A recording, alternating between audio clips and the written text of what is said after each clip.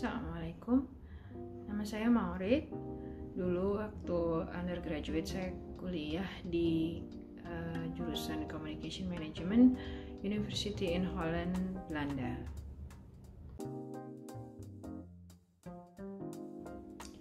Jadi menurut saya tantangan kuliah di Belanda itu ada dua faktor, yaitu tantangan dari sisi akademis dan dari sisi budaya.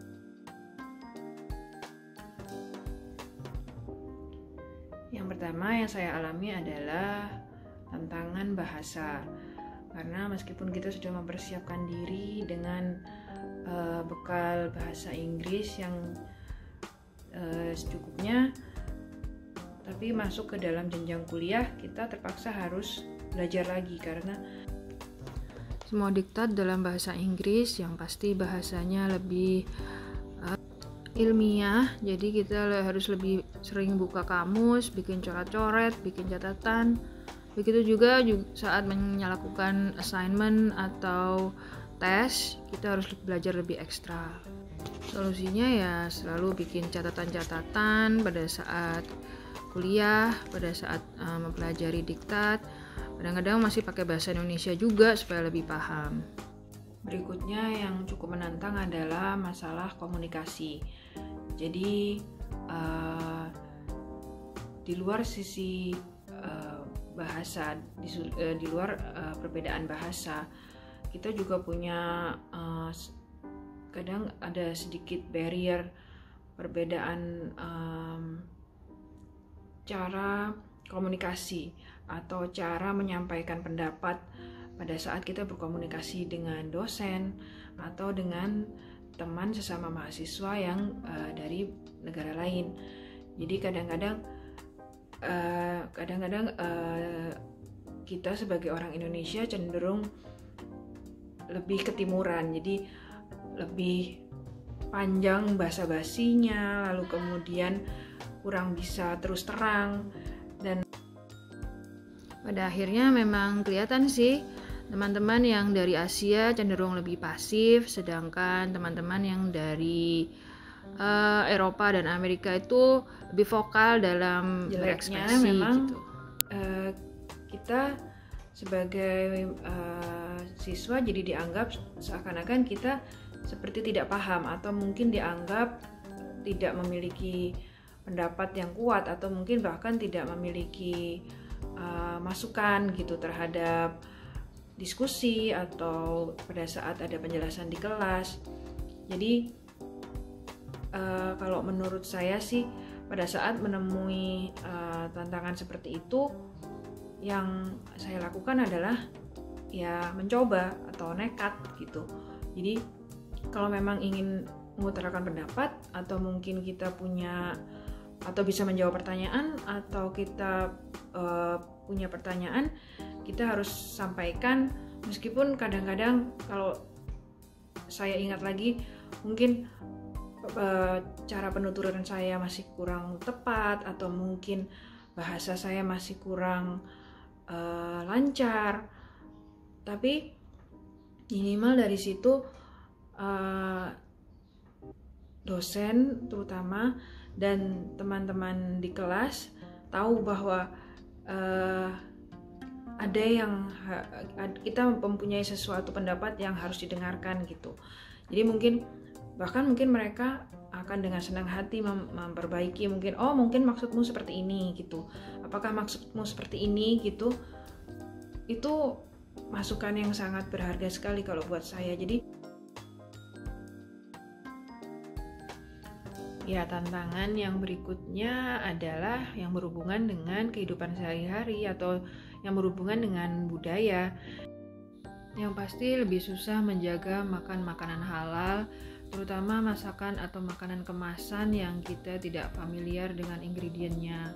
Terus pada saat berkumpul dengan teman-teman kita harus menghindari minuman keras, agak susah menjaga waktu sholat tepat waktu, dan mencari tempat sholat yang sekiranya layak dan bersih. Lalu bagaimana saya mengatasinya? Kalau dulu aja kita semua mengandalkan internet ya.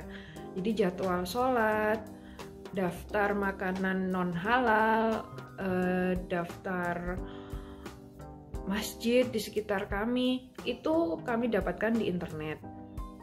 Tapi pastinya nggak sepraktis sekarang gitu kan. Jadi dulu kita dapatnya bentuknya daftar, misalnya ada di sebuah blog seseorang, atau mungkin dapat info dari orang Indonesia yang sudah lama tinggal di sana, atau kita dapat dari website Turki, Maroko, seperti itu. Karena memang di sana banyak warga Turki dan Maroko yang Muslim ya, jadi mereka sudah familiar dengan budaya di sana. Nah, kalau masa-masa sekarang di mana sudah ada Google, sudah ada aplikasi-aplikasi smartphone, pastinya lebih mudah. Jadi sebetulnya nggak ada halangan untuk menjalani ibadah di sana ya. Kalau untuk budaya orang-orangnya atau warga Belanda sih, saya nggak terlalu shock ya. Karena pada dasarnya orang Belanda itu ramah, friendly, mereka menerima kita di dalam komunitas itu dengan open minded, dan terutama mereka sangat familiar dengan budaya Indonesia. Paling yang harus adaptasi itu ya kehidupan bertetangga, itu sangat menantang. Tapi itu tantangannya bukan hanya untuk kami orang-orang Indonesia atau orang-orang Asia saja, tapi ya pada dasarnya tantangan semua mahasiswa atau anak-anak muda di negara itu gitu ya. Karena kita tinggal di apartemen kan ya, jadi kita bertetangga cukup berdekatan dengan kanan kiri, atas bawah, jadi kita seringkali dikomplain karena berisik lah, rame, sering masak masakan yang berbau tajam. Ya kita harus banyak toleransi aja sih. Nah, yang sering dialami atau yang sering ditanyakan adalah masalah homesick. Karena gimana kan kita jauh dari rumah, jauh dari keluarga, terutama karena kalau kita S1 di Belanda, berarti S1 di luar negeri, berarti kita habis lulus SMA langsung keluar dari rumah ke negara asing, jauh dari keluarga, dan mungkin tidak akan bertemu selama 1-2 tahun gitu. Ya alhamdulillah kita di sana banyak teman-teman Indonesia sih. Jadi kadang-kadang kita satu rumah itu berdua, bertiga, itu sudah kayak keluarga sendiri. Kita sering kumpul, curhat-curhatan. Itu mengobati kangen banget sih. Kalau kangen rumah gitu ya. Dulu aja kita nggak ada video call, nggak ada messaging, nggak ada messenger ya, jadinya ya paling nelpon atau SMS gitu aja. Bahkan kalau mau nunjukin apartemen kita di sana, kita harus foto dulu, kemudian syukur-syukur kalau ada digital kamera berarti bisa ditransfer ke laptop, kemudian dikirim via email kayak gitu. Sebelum ada digital kamera harus dicetak dulu, kemudian di-scan dan dikirim via email. Tapi ya sekarang sudah lebih mudah ya, cuma namanya kangen rumah itu salah satunya adalah diatasi dengan mindset gitu. Bayangkan kita ini di luar negeri mendapatkan kesempatan yang sangat langka untuk menikmati, untuk mendapatkan pengalaman baru di dunia baru, untuk mendapatkan ilmu, mendapatkan wawasan di dunia baru. Kalau pulang, kalau untuk bertemu dengan keluarga, insya Allah kan bisa sewaktu-waktu ya. Maksudnya nanti setelah lulus pun kita akan, insya Allah selama sisa hidup kita akan bisa bertemu dengan keluarga. Tapi kalau untuk kembali lagi ke masa-masa kuliah di luar negeri, itu nggak bisa diulang. Kalau makanan Indonesia juga nggak terlalu sulit ya, karena di Belanda banyak banget restoran yang menjual makanan kecil sampai makanan besar, nasi kuning, semua lengkap. Bahkan di Asian market pun gampang cari bahan masakan Indonesia kalau mau masak sendiri misalnya. Ya, dari semua tantangan dan kesulitan yang kita hadapi atau yang saya hadapi selama kuliah di luar negeri, pastinya banyak juga advantage atau manfaat dan keuntungan yang saya dapat di sana. Yang pertama adalah belajar mandiri, benar-benar hidup jauh dari orang tua, jadi kita mengurus segala sesuatunya sendiri, mulai dari administrasi, akomodasi, transportasi, akademis, bahkan masalah finansial, cari uang sendiri. Itu benar-benar seperti kita masuk ke dunia dewasa yang sesungguhnya gitu. Lalu karena negara Belanda adalah salah satu negara yang maju ya, jadi banyak sistemnya yang sudah established gitu, jadi kita juga banyak belajar juga di sana. Oh, ternyata sistem yang ideal itu seperti ini. Dari situ kita bisa lihat enak enggaknya kalau kita mengikuti sebuah sistem yang sudah ada gitu ya.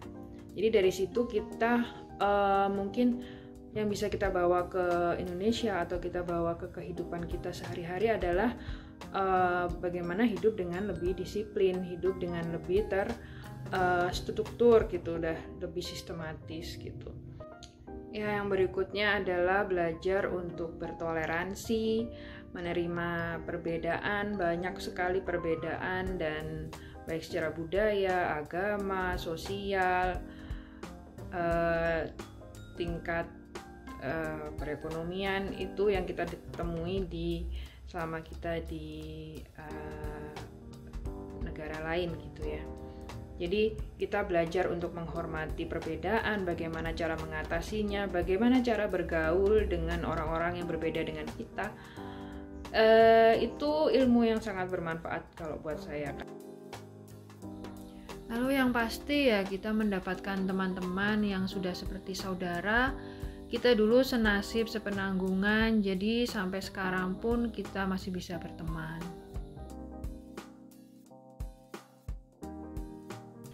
Ya, jadi itu tadi sedikit cerita tentang tantangan hidup di luar negeri, terutama di Belanda selama kuliah S1 aku dulu. Semoga bermanfaat, semoga memberi semangat buat yang mau kuliah baik di luar negeri atau di dalam negeri. Semangat untuk terus berjuang, untuk menuntut ilmu, untuk mendapatkan pengalaman, untuk mendapatkan wawasan seluas-luasnya supaya kita bisa lebih mandiri di masa depan. Thank you.